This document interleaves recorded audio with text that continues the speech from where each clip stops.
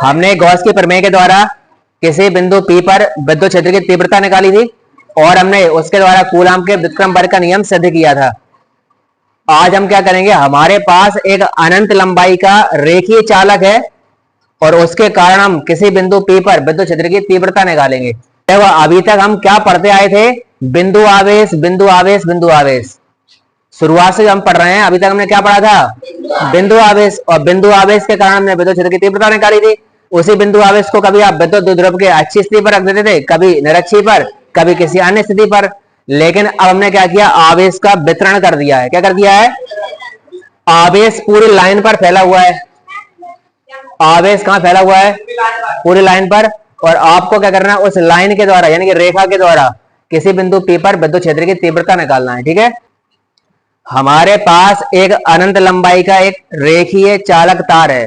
क्या है, ये तार है एक अनंत लंबाई का। ठीक है, ऊपर भी अनंत तक गया, नीचे भी कहां तक गया है, उस अनंत में से हमने इसका नाम रख दिया क्या, इधर x, इधर क्या रख दिया y।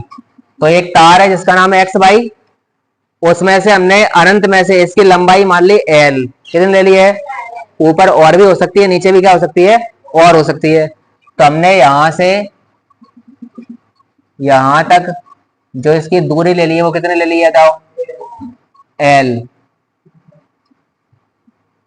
तो l लंबाई का हमने एक छोटा सा टुकड़ा ले लिया। अच्छा, इस रेखीय चालक के ऊपर एक आवेश फैला हुआ, क्या हुआ, आवेश पूरे में वितरित होगा। तो हमने ऐसा मान लिया कि इस पूरे के ऊपर धनावेश वितरित है। कौन सा आवेश, इस पूरे तार के ऊपर फैला हुआ है। ठीक, हमने क्या किया, इस रेखीय चालक से r दूरी पर कोई बिंदु रखा हुआ है, इसका नाम है P। क्या नाम है उसका, यहां से हमने दूरी ले ली यहां तक की, इस दूरी का नाम हमने रख दिया क्या, r। यहां पर एक बिंदु है जिसका नाम क्या है, P। इस बिंदु पर इस रेखीय चालक के कारण हमको क्या निकालना है, विद्युत क्षेत्र की तीव्रता निकालना है। ठीक है, तो हम गॉस के प्रमेय के द्वारा निकालेंगे। सबसे पहले हमने क्या किया, जिस भी बिंदु पर आपको विद्युत क्षेत्र की तीव्रता निकालना है, उस बिंदु से हम उस पूरे आवेश को एक सतह के अंदर बंद कर देते हैं। किसके अंदर, आप बताओ, ये रेखीय चालक है लंबा सा, इसको आप कौन से पृष्ठ के अंदर बंद कर सकते हो, गोले के अंदर ही बंद कर सकते हैं हम। फिर बताओ वो गोला कितना लेना पड़ेगा हमें, इसकी लंबाई अनंत है, तो बताओ गोला भी क्या लेना पड़ेगा आपको, अनंत। आप गोले के नहीं, आप शंकु के अंदर भी बंद कर सकते हो। लेकिन सबसे सिंपल आकृति कौन सी होगी, बेलन। इस लंबे तार को बंद करने के लिए सबसे सिंपल आकृति कौन सी होगी, बेलनाकार आकृति। ठीक है, इसके द्वारा हम इसको बंद कर देंगे और फिर हम क्या करेंगे, इस बेलनाकार आकृति से कितना फ्लक्स निकल रहा है, क्या निकल रहा है, उस फ्लक्स की तुलना हम गॉस की प्रमेय से कर देंगे और वहां से हम क्या निकाल देंगे, विद्युत क्षेत्र की तीव्रता निकल जाएगी। ठीक, तो देखो हमने क्या किया, सबसे पहले तो हमने इस रेखीय चालक से r दूरी पर एक बिंदु P लिया है। फिर हमने इस r त्रिज्या को मानते हुए इस बिंदु P पर एक बेलनाकार गॉसियन पृष्ठ खींच दिया, या गॉसियन पृष्ठ की कल्पना कर ली हमने। अब हमने क्या किया, इस गॉसियन पृष्ठ में से एक थोड़ा सा हिस्सा काट दिया, इस थोड़े से क्षेत्रफल को हमने बोल दिया ds।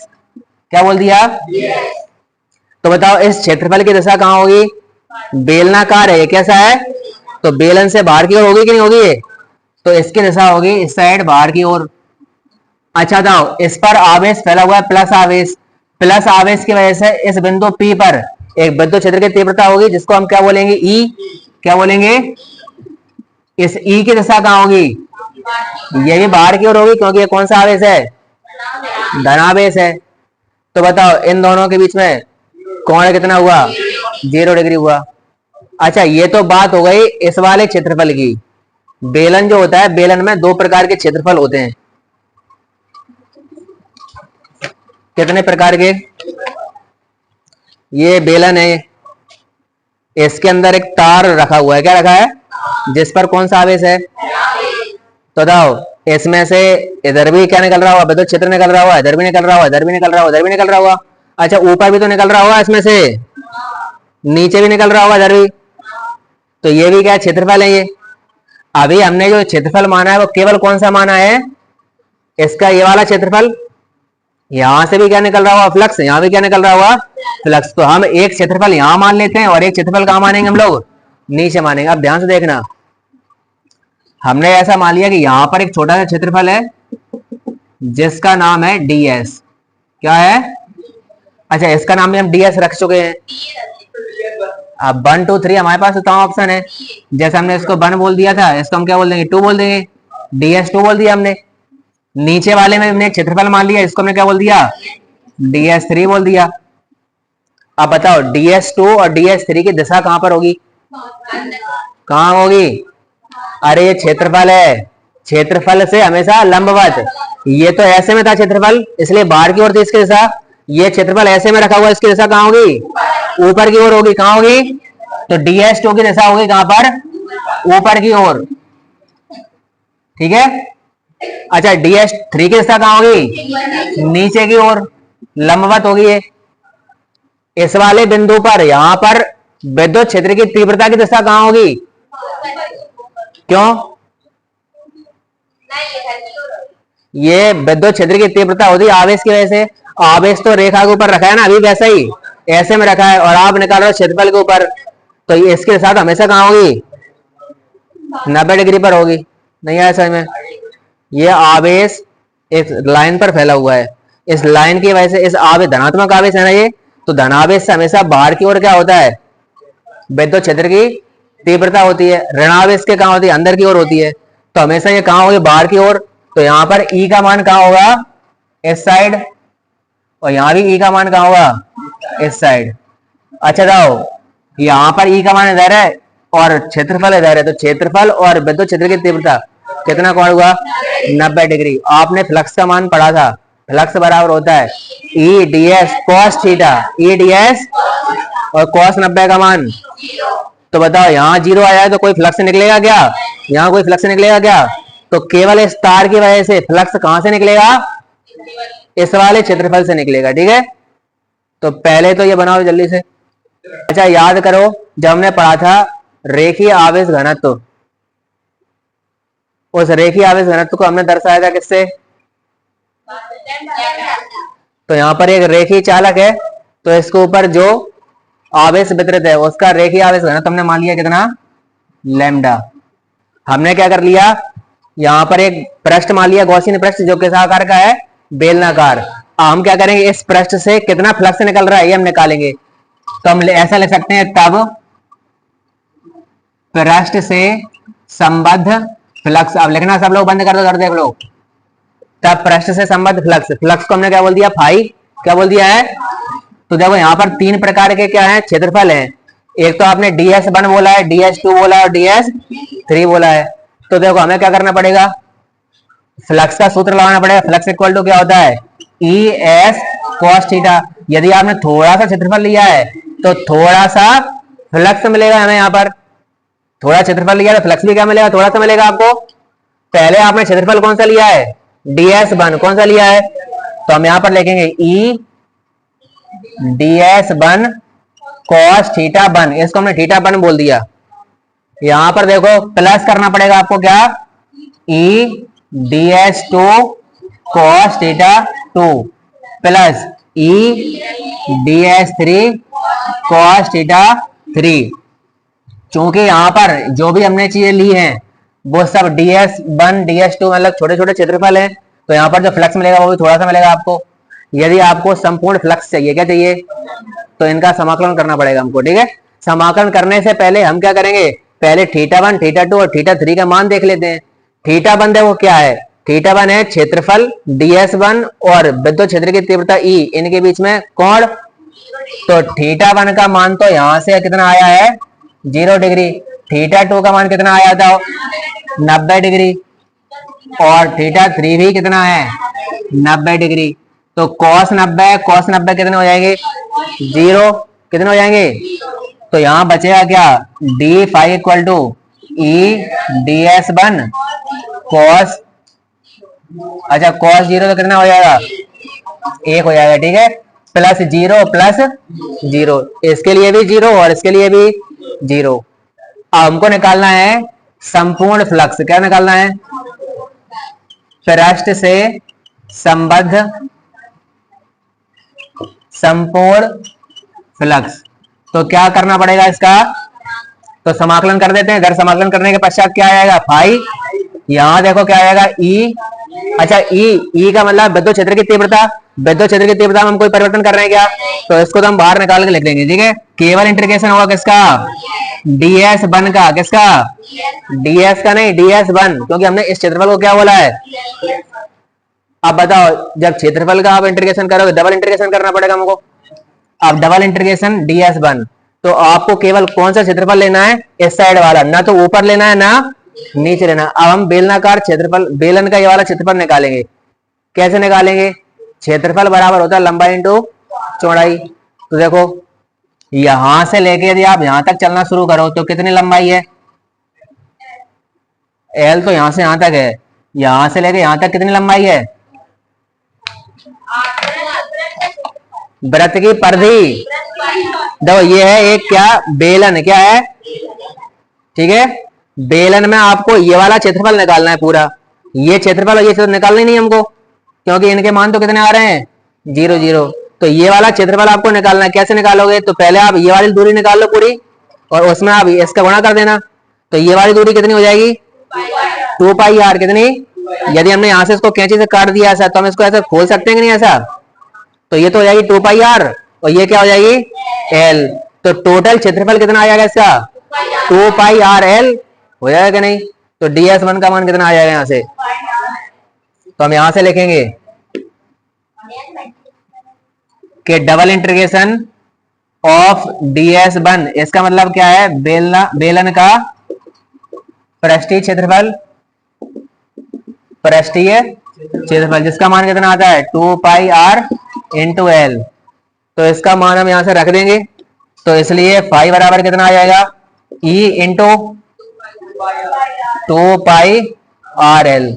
इसको बोल दिया समीकरण नंबर 1। बेलन का हमने संपूर्ण क्षेत्रफल लिया गया, यहां पर नहीं लिया। बेलन में जो चीज घूमी हुई है केवल उसका हमने लिया है, और जो गोल गोल चीज घूमती है, इस वाले पृष्ठ को हम बोलते हैं वक्र पृष्ठ, और इस ऊपर नीचे वाले को हम वक्र पृष्ठ नहीं बोलेंगे। तो यहां पर जो हमने क्षेत्रफल लिया है वो बेलन का क्या है, वक्रीय पृष्ठ, बेलन के वक्र पृष्ठ का क्षेत्रफल। तो देखो फाई इक्वल टू आ गया कितना, ई इंटू 2 पाई आर एल। गॉस के प्रमेय से हम लोग जानते हैं, गॉस की प्रमेय से ये होता है phi equal to 1/ε0 into Q. इसको हमने बोल दिया समीकरण नंबर 2। हमने जो मान निकाला है, हमने अभी जो मान निकाला वही फ्लक्स का मान है। गॉस भी कह गए थे कि कोई यदि आवेश है उसको आपने किसी पृष्ठ से बंद कर दिया तो उससे कितना फ्लक्स निकलेगा, 1/ε0 इंटू क्यू। तो इनका मान भी सही है। तो इन दोनों की हम क्या करेंगे, तुलना, समीकरण 1 व 2 की तुलना करने पर, तुलना करने पर तो ये आ जाएगा, तो इसका मान इसके बराबर हो जाएगा ये। तो हम ऐसा बोल सकते हैं कि E इंटू 2 पाई आर एल बराबर हो जाएगा कितना, Q/ε0, Q/ε0, ठीक है। तो हमें तो किसका मान निकालना है, E का मान निकालना है। तो E इक्वल टू आ जाएगा कितना, Q तो देखो यहीं पर रहेगा, ये यहां पर देखो 2 पाई आर है, ये क्या है, 2 पाई आर एल पूरा नीचे आ जाएगा।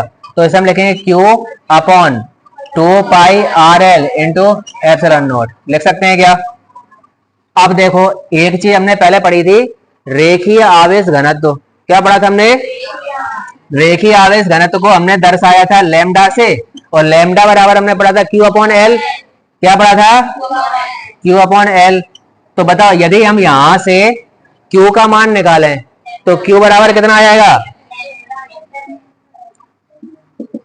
कितना आ जाएगा, Q equal to lambda into L. तो इसमें हम इसका मान रख सकते हैं Q की जगह। तो ये आ जाएगा E बराबर लैम्डा इंटू एल बटे 2 पाई आर एल ε0, एल से एल कैंसिल, तो ये बचेगा क्या, E बराबर, अब इसको थोड़ा सिस्टमेटिक कर लेते हैं हम लोग, 2 पाई ε0 लिख देते हैं यहाँ पर, 2 पाई ε0, और हमने R को इधर लिख दिया। ऊपर क्या था, लैम्डा, तो लैम्डा को हमने यहां लिख दिया। किसी को दिक्कत है क्या, ये क्या निकल के आ गई, अनंत लंबाई के रेखीय चालक के कारण किसी बिंदु P पर विद्युत क्षेत्र की तीव्रता, ठीक है। बधाई हो, समीकरण ये आंसर आ गया। या फिर हम इसको देखो, हमें 4 पाई एप्सिलॉन नॉट के रूप में देखने की आदत है, तो हम इसको 4 पाई एप्सिलॉन नॉट के रूप में भी लिख सकते हैं। कैसे? यदि आपको इसको 2 को 4 बनाना है तो कितने गुणा करना पड़ेगा? 2 का इधर गुणा करना पड़ेगा, 2 का इधर करना पड़ेगा। तो जैसे हम इसमें 2 का गुणा करेंगे तो ये क्या आ जाएगा? ऊपर तो आ जाएगा 2 लैम्डा, नीचे क्या आ जाएगा? 4 पाई। क्या आ जाएगी? नीचे आ गई 4 पाई, ऊपर क्या आ गया? 2 लैम्डा। लिख लिया। इसके नीचे एक लाइन लिख लो नोट बना के। रेखी चालक के कारण विद्युत क्षेत्र की तीव्रता दूरी के व्युत्क्रमानुपाती होती है। तो वहीं नीचे कहीं चिपका देना है ई व्युत्क्रमानुपाती आर। तो अभी हमने अनंत लंबाई का एक चालक लिया था, रेखीय चालक। क्या लिया था? अब हम अनंत लंबाई की चादर लेंगे। क्या लेंगे? मान लीजिए क्या है, पूरी सीट है ये क्या है? पूरी सीट। ठीक है, ये बोर्ड को हमने सीट मान लिया। यहां पर इसको हमने इसकी लंबाई बोल दिया, इसको क्या बोल दिया? चौड़ाई। तो चादर की लंबाई भी होगी, चौड़ाई भी होगी। ठीक है, इसको सीट बोलते हैं। क्या कहते हैं? Infinitely long seat. इसकी लंबाई चौड़ाई सब कुछ कितना लंबा होगा? अनंत। तो बताओ, अनंत लंबाई की हमें यहाँ चादर लेना पॉसिबल है क्या? जैसे अनंत लंबाई का हमने तार लिया था अभी, तो अनंत लंबाई का तार ले सकते हो कभी तुम? मान लिया कि अनंत लंबाई का है। क्या है ये? ऐसे ही हम मान लेंगे कि अनंत लंबाई की क्या है ये? चादर। तो इसका प्रश्न हमारा आज लिख लेते हैं। लिखो, किसी एक समान आवेशित अनंत समतल चादर के कारण किसी बिंदु पर विद्युत क्षेत्र की तीव्रता ज्ञात करने के लिए सूत्र की स्थापना कीजिए। तो देखो, ये अनंत लंबाई चौड़ाई की क्या है? ये चादर। ठीक है, इसकी लंबाई क्या है? अनंत। चौड़ाई भी क्या है? काजू कतली ऐसे दिख रही होगी ये? काजू कतली नहीं है, ये क्या है? चादर। इसके ऊपर आवेश फैला हुआ है। क्या फैला है? पूरे के ऊपर आवेश वितरित है। तो बताओ, कौन सा आवेश घनत्व लेना पड़ेगा हमें? यहाँ पर कौन सा आवेश घनत्व लेना पड़ेगा हमें?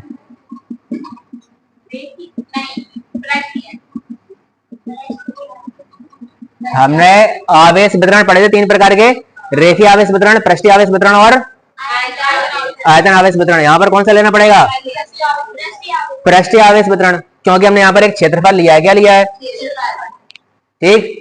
अच्छा, इसके बाद हम पढ़ेंगे गोला है हमारे पास, ठोस गोला। कौन सा है? ठोस गोले के अंदर पूरा क्या फैला हुआ है? आवेश। तो वहां पर कौन सा घनत्व लेना पड़ेगा हमें?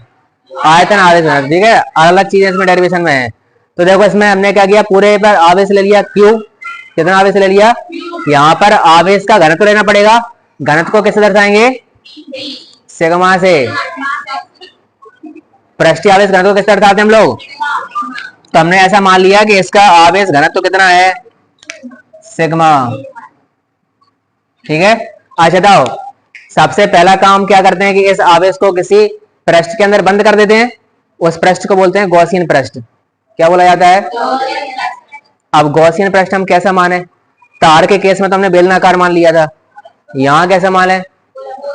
तो अनंत लंबाई का हमें क्या लेना पड़ेगा? गोला लेना पड़ेगा। तो उससे हम क्षेत्रफल कैसे निकालेंगे? देखो, इसमें हम क्या करते हैं? ये सीट है। क्या है? सीट। तो देखो, सीट के केस में देखो हमने क्या किया, यहां पर जो आवेश है बीचों बीच में जा इतना, यदि इस आवेश के द्वारा तुमने फ्लक्स निकाल लिया, तो क्या पूरी सीट के द्वारा फ्लक्स निकाल सकते हो? निकाल सकते हैं हम लोग। कैसे? क्योंकि आपको जरा से आवेश की वजह से फ्लक्स पता है, तो पूरी सीट की वजह से हम समाकलन कर देंगे। क्या कर देंगे? तो हम इसमें क्या करते हैं? छोटे से क्षेत्रफल को बंद कर देते हैं, और छोटे से क्षेत्रफल को हम बेलनाकार के रूप में, बेलनाकार आकृति से बंद कर देंगे। ठीक है, यहां पर भी हम डेरिवेशन करते हैं किसके द्वारा? और भी अन्य आकृतियों के द्वारा हम डेरिवेशन कर सकते हैं, लेकिन तुम्हारे एनसीईआरटी में किसके द्वारा किया हुआ है? बेलनाकार आकृति मानते हुए किया है। ठीक है, तो हमने ऐसा माना कि यहाँ पर एक छोटा क्षेत्रफल था, इसका क्षेत्रफल है ए। कितना क्षेत्रफल है? इसको हमने एक बेलनाकार आकृति से बंद कर दिया है। किससे बंद किया हमने?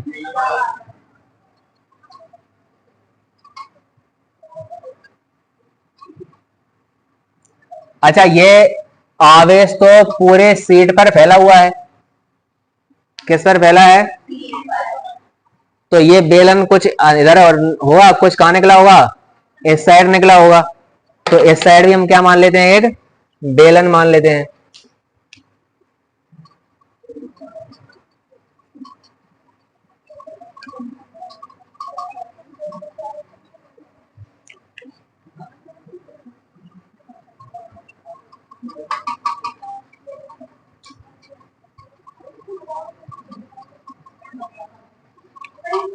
चलो देखो, यहां हमने इसका क्षेत्रफल ए लिया है, तो यहां भी क्षेत्रफल कितना होगा? ए।